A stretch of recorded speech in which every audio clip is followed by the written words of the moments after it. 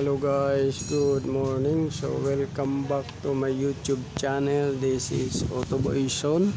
So ngayong araw na to guys, mayroon akong i-share sa inyo tungkol dito sa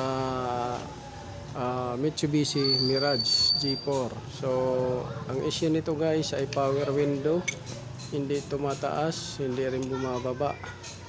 So kalimitan ang sinasabi ng mga ibang gumagawa nito ay motor. So motor ang papalitan, assembly. So ngayon guys, ito talaga papalitan na to ng motor, pero gagawa natin ng paraan para ito ay gumana. So hindi naman masama magpalit ng motor para iwas back job.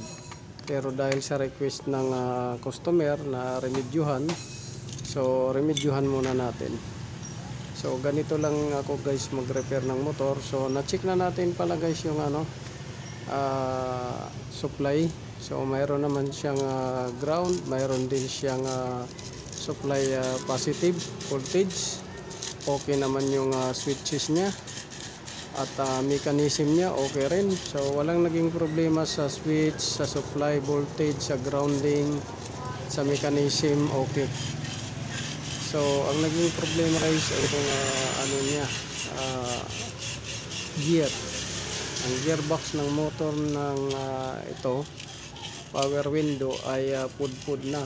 So ang gagawin natin ito guys ay iaangat lang natin ng konti doon sa pangalawang layer ng ngipin. So dalawa kasi to bago yung lock.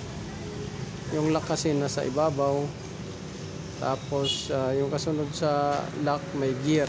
So sa ibabaw naman may gear. So ayan guys, pinagana natin. Makikita niyo gumagana na yung motor, may taas baba na siya.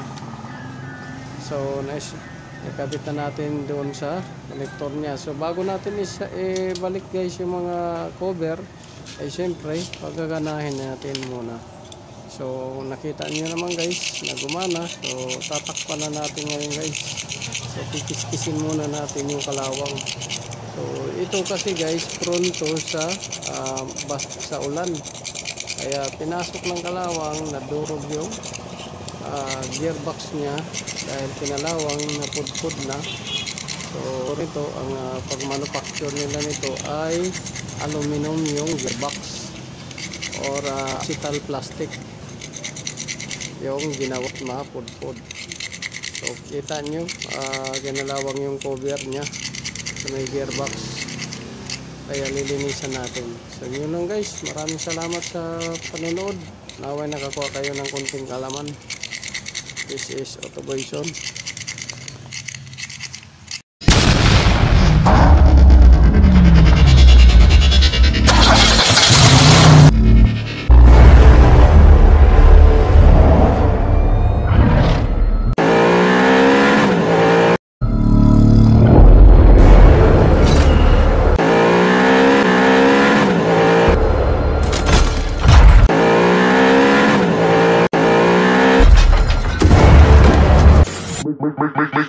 Make